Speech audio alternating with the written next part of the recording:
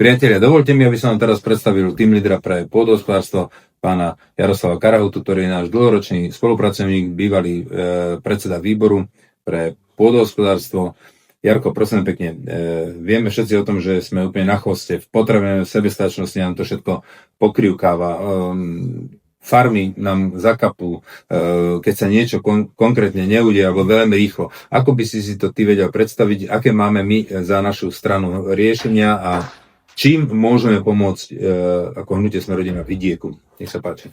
Ďakujem pekne. No, v prvom rade si treba povedať pravdu, v akej sa rezort pôdohospodárstva nachádza, a keď si odmyslíme to, aký je podiel potravín na trhu ako slovenský potravín, kde podiel maximálne 40%, a keď si povieme, že dovážame 1200 kamionov denne, to čo počúvame dennodenne z médií, tak treba povedať aj pravdu, v akej situácii sme z hľadiska ekonomického. A tam je jednoznačná situácia, a to nepreháňam, katastrofálna. My 20 rokov nerozvíjame pôdohospodárstvo a potravinárstvo, my 20 rokov udržiavame pôdohospodárstvo a potravinárstvo, a ten ekonomický výsledok je taký, že v podstate celý ten rezort funguje len vďaka tomu, že máme tie európske dotácie. Si podnikateľ, vieš, čo je pridaná hodnota, a keď si predstavíš, že 70% zhruba pridanej hodnoty tvoria dotácie z Európskej únie, tak asi vieš, že to nie je zdravé. Iné štáty v Európskej únii to majú 25-30%. Keď zoberieme zisk, tak podiel dotácií na zisku je 200%. Čiže dvakrát toľko dotácií urobíme v celom rezorte, ako dostávame zisku. To znamená, tak situácia je veľmi zlá, a tá nenastala tým, ako počujeme niektorých politických krikľúňov, že to spôsobila Európska únia. To nie je pravda. My sme v roku 2004, keď sme vstupovali do Európskej únie, tak sme boli na porovnateľnej úrovni, ako je Česká republika. Boli sme ďaleko lepšie na tom, ako je Poľsko a Maďarsko. Poliaci si z nás brali vzor, že sme v nejakej technologickej úrovni prevádzkujeme pôdohospodárstvo a vyrábame potraviny. Že stalo sa to, že ostatné krajiny po vstupe do únie začali rásť, začali rozvíjať tento rezort, a my sme začali upadať. A ten definitívny začiatok úpadku nastal v roku 2012, kedy za vlády strany Smer sa prijalo politické rozhodnutie, že prioritou v rámci slovenského poľnohospodárstva budú len veľkofarmy. Budú len veľkí podnikateľa, budú len finančné skupiny. No a k tomu, keď sa ešte pridružila Slovenská národná strana, tak sme dopadli tak, ako sme dopadli, že dnes, keď sa bude meniť spoločná poľnohospodárska politika od roku 2028, a keď sa ohraničia priame platby, ktoré dnes udržiavajú ten náš rezort, tak asi budeme mať problém. Prečo to je? Je to strašne jednoduché. My celé to obdobie, odkedy sme vstúpili do Európskej únie, sme fungovali modelom slovenského modelu potravinovej sebestačnosti. Alebo ináč prevádzkovali sme koloniálny systém obchodu. Čiže vyvážali sme lacné suroviny, čiže vyvieli sme kamión za niekoľko tisíc eur, a tým istým kamiónom sme doniesli potraviny za 10 násobok tejto hodnoty.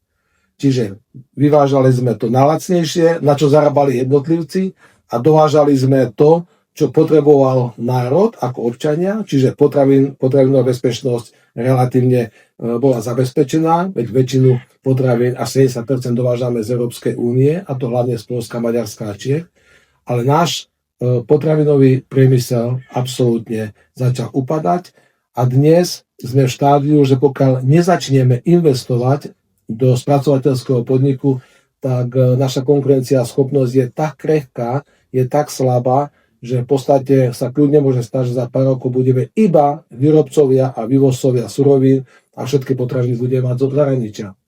Máš na to nejaké riešenie, ako to zvrátiť alebo zmeniť?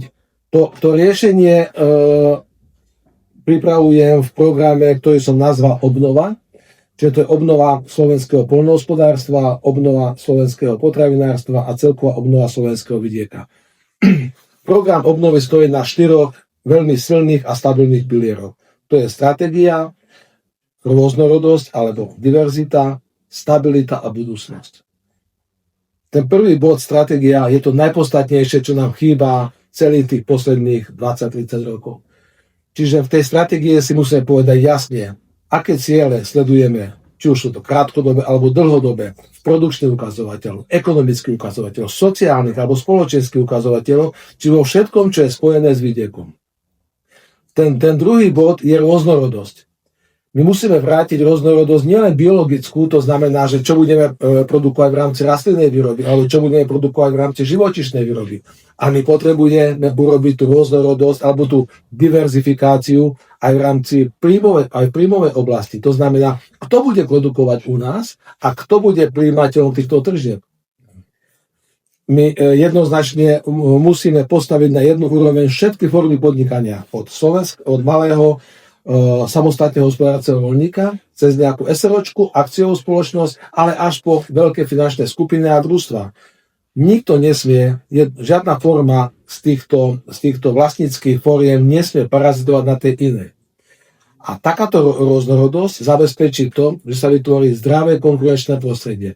K tomu, keď podporíme lokálnu produkciu a spracovateľský priemysel, zrazu zistíme, že dovážame menej potravín, zrazu zistíme, že máme viac našich potravín v našich predajniach, ekonomicky sa nám začína rozvíjať náš vidiek a čo je veľmi dôležité, budeme to pociťovať aj v oblasti zdravotníctva, pretože len lokálne a len naše sezónne potraviny, ktoré sa budú predávať na Slovensku, môžu pomôcť tomu, že sa zlepšia zdravotný stav obyvateľstva. Jarko, ďakujem pekne, tak pevne verím, že pripravíš jeden kvalitný, dobrý program pre pôdohospodárstvo, pre náš vidiek, pre našich farmárov a pre našich pestovateľov. Ďakujem veľmi pekne.